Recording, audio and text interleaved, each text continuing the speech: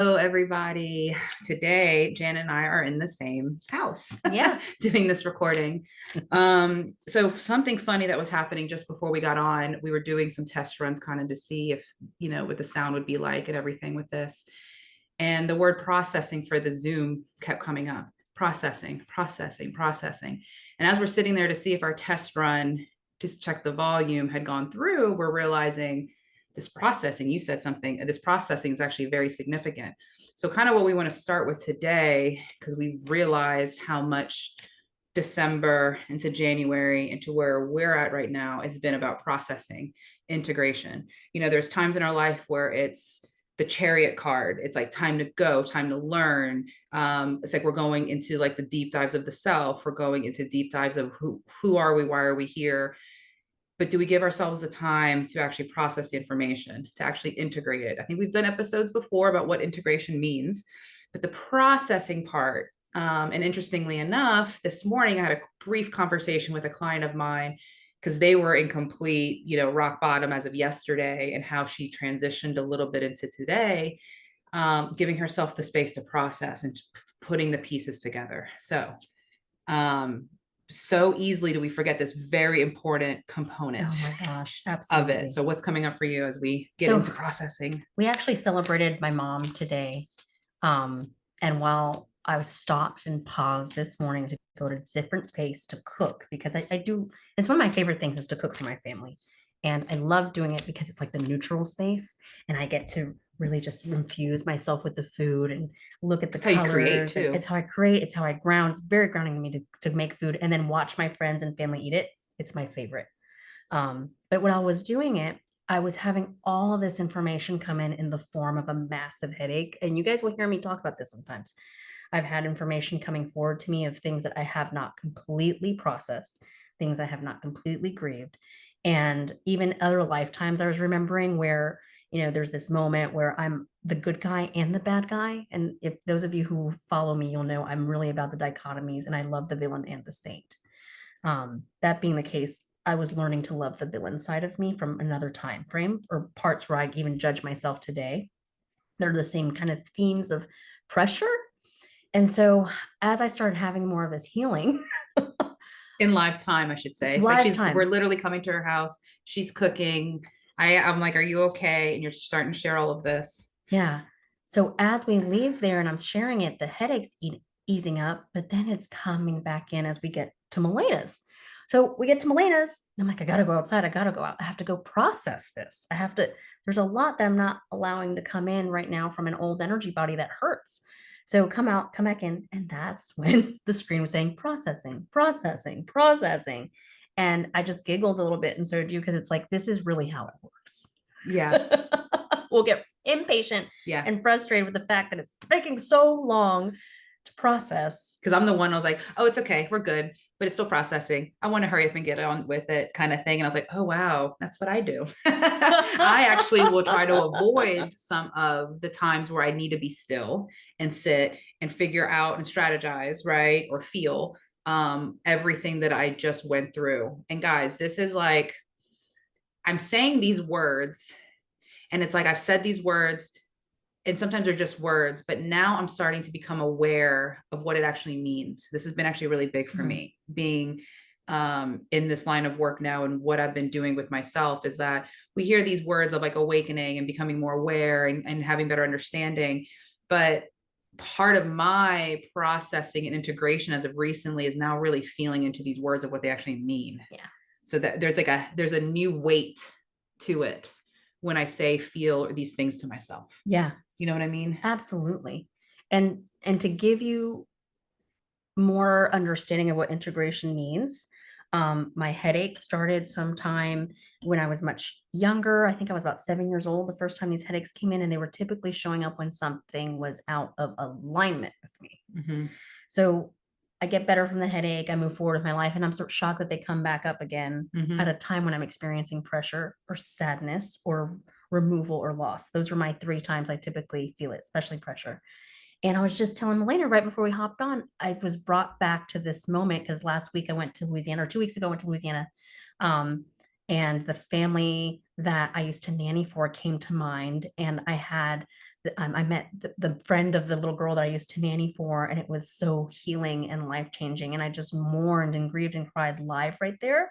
Um, that I was a nanny. I mean, I loved someone else's baby for 8 years. I was an extension of their family. It's a long time. Yeah, it was a long time. And so when that phase ended, because it was time for me to go on my journey with with my own family at that time, it wasn't that anything had broken up or that we weren't. I realized that I disengaged and removed myself from that family, even though I think they would have maintained the relationship. But I did it because it was so painful for me to keep facing the baby that I no longer, and the babies, there were two of them, that I no longer got to be with. So it's fascinating how it limited how much love I was willing to experience today, because I was It was keeping, too painful. it was too painful. Girl, you just put something together in live time for me. This morning I was telling you I had a funny Facebook memory pop up of me 10 years ago.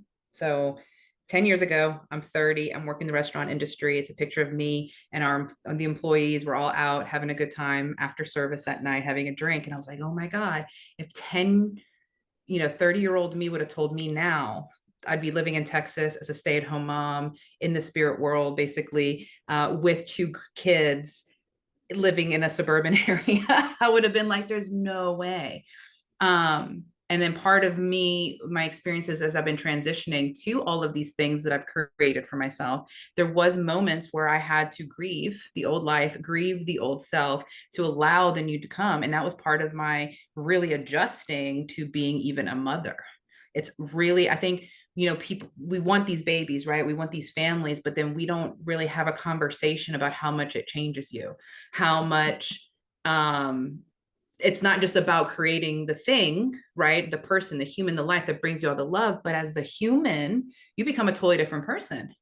And that's why I think so many of us struggle with getting new jobs, becoming the mom, having a new lover, having new friends, not having the old friends as close. There's like all of these transitions. And do we give ourselves time to process? And all of that is grief too. So we're so used to the conversation about grief being about when somebody passes away, but we actually grieve all these old versions of self all the time. And so that to me has been so eye-opening of how much I actually, like you were saying, prohibited me from having more love. So if you go your whole life not giving yourself the time to process and integrate all of that grief, we get a little colder, we get a little, less feeling of love, less wanting to bring in the good. So amazing that all that came together for me. Oh as my you're God. speaking. In collaboration, right? Because it's fascinating, because I think sometimes we might meet little grumpy people as they're older. And it makes me think of my ex-father-in-law. He was a little grumpy and I loved how he was, but I could relate to that for him without having more understanding about it. Of like, there's moments in life that will fragment and get stuck there. Because even like, that's what we do with our child self too, is we stop playing, we start being silly. I was joking with someone the other day. Do you notice that we stopped tasting things along the way? It's such a sensory thing that we have, is our tongue. We are not like tasting the microphone. My daughter puts everything in her mouth right now because she's learning about the world. And at some point we stop doing that. Yeah. So it's almost like that. Yeah. Maybe. Yeah. I get it. Yeah. But we limit ourselves. We stop ourselves from fear of loss, from fear of grief, from fear of mourning the old self. So this morning, as I like realizing, oh my gosh, Janet, what a theme. You're not taking the time to process where you've been, what happened, how it's still a part of you, probably sleeping or dormant or silly, right? Like it's somewhere in there. But we just don't re-engage with it because we'll categorize it and file box it into, well, that wasn't that part of my life. Well, that's what it was I played when I was little. And we remove ourselves from ourselves in doing that.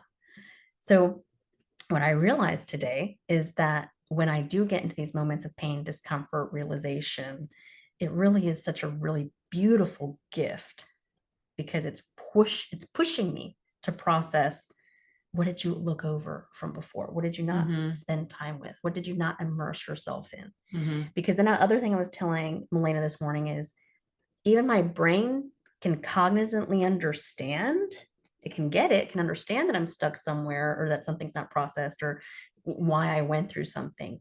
But the body doesn't always catch up to the Mhm. brain immediately. Mhm. So the body may still sense danger with people. The body may Mm. still sense, Mhm. right, until there's a deeper layer of healing with that as well. Yeah, because I think the world, even the way I thought for years, it was everything was cognitive. I can rationalize, I can try to make sense of the world, I can do all these things, but I was ignoring the heart and the body. So even with you bringing in the conversation with the headaches, it brought me back to my 20s.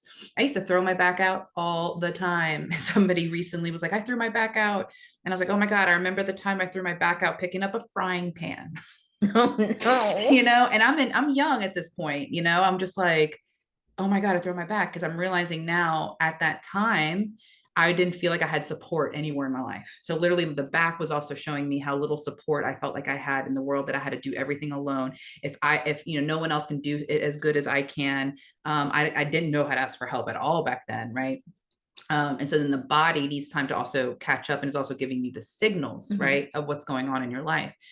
So I was even having another conversation yesterday about, I told them about my diabetes diagnosis and they were asking what I was doing. And I was like, well, I'm doing the stuff that the body needs, but I'm also attacking physical and emotional and the physical body all in one to holistically heal. Right. Because I think that's what's going to push me through to the other side. So you so beautifully brought in all of these things you experienced this morning. And it's like, it does all connect. At the end of the day, Yeah. it actually does all connect. And when we acknowledge these little pieces, we can move through it, Oh yeah. you know? And what serves one serves another. I was even in a group the other day where this lovely man, beautiful energy, was talking about his own like guilt that he had around feeling suicidal when he was younger. And I thought, wow, I relate to that so much. I completely relate to what that was like to feel uncomfortable here and constantly feel like there's got to be a way out of here. There's got to be a way out. There's got to be a way out. This is uncomfortable. Um, and so what I'm realizing today is that no, I just wasn't hearing enough information about dichotomies that would have resonated with me at that time. I wasn't Mhm. hearing enough about, you know, great pleasurable feelings are true and so are discomforts. Yeah, you weren't ready to have Yeah, I that. wasn't ready to have that. And then the moment I started to hear that as a truth, I could feel it in my body. Yeah. And it was enough to like finally calm me. I feel like, okay, I'm at ease now. And if you're listening to this, we've all experienced this. Okay. When somebody says something or you have that thought and immediately you get goosebumps, you get a body chill, you all of a sudden are like, yes, that is the body, that is the mind, that is the heart affirming that is now your truth. Yeah. So when I started realizing how many times in my life I actually had experienced this understanding, this knowing, this information, as now this is who I am. Yeah. It's kind of hard to explain, right? Yeah. Because it's a truth that you can no longer unknow. You've processed, Yeah. you've integrated, Uh-huh. and I want to bring in then, right when I turned on the camera, I was shuffling cards. And this is exactly where our conversation has led to death and rebirth. Okay. Like, and this is what I was talking about with my client this morning. She was in such the pit of sorrow yesterday, such in the pit of pain.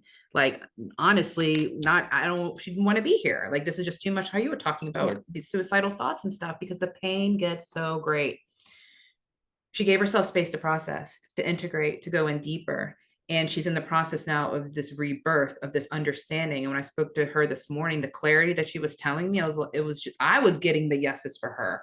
I was like, wow, look at how much you just shifted and moved. And all of a sudden, she got good news on the phone. All of a sudden, something else happened. And that then is everything else around us mirroring, matching to Yes. the shift we just made, right? So, how we started with the processing, integrating, that part of all of this is so important. The quiet, the time to allow the body to catch up. Mm-hmm. Yeah, it was just like putting it all together. Yeah. And I love this deck, by the way, guys. It's the Light Seers Tarot. Okay, if you're interested, I just love the imagery. Will you talk about what it reflects or what it means? I think it says death and rebirth. Yeah, death Okay. and rebirth. Basically, what we've been speaking about in the terms of the dichotomy, right? We're here to experience great pleasure, but with that also comes great pain. Our society right now doesn't really show us to embrace the pain, to feel the pain. I'm actually reading a book right now where we're actually told like, oh, well, you got to go back to work after a certain amount of time. Grief comes in stages. You'll be okay. Just move on, move on, move on, move on. But we grieve so many parts of ourselves, right? So once we start acknowledging that we have several of these mini deaths, several of these times that we have to grieve old selves, old jobs, old partners, old lovers, old friendships, whatever that may be, the rebirth actually comes through. So in traditional tarot, the death card actually looks pretty scary. It's like a grim reaper. People see it, they get scared. I get excited when I see this because I know that I'm actually moving through something and I'm about to have, oh, I'm sorry, I hit the microphone. I'm about to have this beautiful new insight come through. So they are a shadowed figure draped, going in a little deeper. But this card is light, beautiful, and has, reds in it, greens in it, oranges, even a tree, it's not all the negative. It's not all death and dreary and deep. And I think we get stuck there. We'll keep ourselves stuck there. But in reality, when somebody's kind of in the thick of it, I almost start getting excited now. I'm like, oh my God, you're about to have a huge breakthrough if you give yourself the space to feel it. Oh, that's so true. And to process it and to integrate it. And that sounds crazy for people. Yeah. Because I ever thought that. I was like, no, I'm not here to feel pain. I'm not here to feel good. What am I doing wrong? Right. Yeah. It's really wild that we perceive it that way. But when you think about it, and this, I talk about this a lot on the podcast, the storylines, the books, the actual novels and movies, everything that we listen to, the storyline, the authors have actual theories and psychology behind. I have to make the reader feel pain on the front end so that they can understand the climax and the success of the victor or the healer or whoever, whatever it is that the end result is. Because they know if they don't give you dichotomy, then they can't actually tap into your emotion to relate to these characters. I love this card so much because it looks like what I view as the authentic soul self. That is everything that there is. Through. Yeah. And I'm going to say she, because to me, I feel very feminine. And she puts on a robe to hide who she really is. And both can be true at the same time. Yes. So I can have an authentic version of me that presents as you guys see her today. And then there'll be an authentic version of me in 5, 6, 7 days from now, or 5, 6, 7 years or decades. Yeah. Decade sounds nice, doesn't it? From now. But both are true. And so at any moment I can take off that robe to reveal another part of myself. And I might decide to put it back on again for that next phase. And that's totally fine. And it'll take as long as it needs to take for me to get through there. I love that. Yeah. And it's, enough said. That's great. I was like, I got nothing. That's just beautiful. And that's why I love using cards, guys, for readings, because it's really a piece of art that then the person who is pulling or reading for yourself, if you do this at home, you get these interpretations that are unique to you in that moment. And I have a course that I'm developing to help people really read them intuitively, because it really is just a good exercise to get the information that is already coming out of you, Absolutely. So I love your version, like what you saw from that. That's beautiful. Yeah. So interpreted. Yeah. So this whole idea of the processing is just so important. And I now know, and this has now become of who I am. When I'm in the death pit place, I have to say no to things. I have to take things off my schedule. I have to just sit for a moment. And I tend to what I have to tend to, but I make sure that I do carve out, even if it's just a little bit of time in that day, to really process and think. So that is, I think, my takeaway really from today of how important that piece is, because otherwise we're running, avoiding. And that's okay too if we do that, because I definitely was doing that for quite some time, and I'll probably do it again in the future. So there's no judgment of when you're like, all right, enough is enough. I'm going to sit down and do it. Because then that's the actual time for you. Yeah. It wasn't the last time when you first thought of it. Sometimes it takes us a while to get there. Yeah. And then for those of you who are in hibernation energy right now, because it is winter. It's necessary at this time too. Yes. Don't guilt yourself because you didn't take the diapers out, or don't freak out if you didn't get something done, or if you're worried about how money is going to come in, or whatever it is. Allow yourself to be where you are right now. Your body needs it. Your body needs it. Your mind needs it. The time will allow for itself. The time will allow for itself, but only if you let it. So that was a big learning lesson for me because I was not one to let things go. Me either. I'm still not at times. Like there's still times where I want to come up there with a massive ass bat and be like, all right, listen. I know. But it is so freeing now that I know I can give myself that time. Yeah, it's You true. know? And sometimes like we need to call each other. I need to be like, okay, I'm tanking. Milena, I'm tanking. Yeah, I know. And she just has to just lightly like, I know.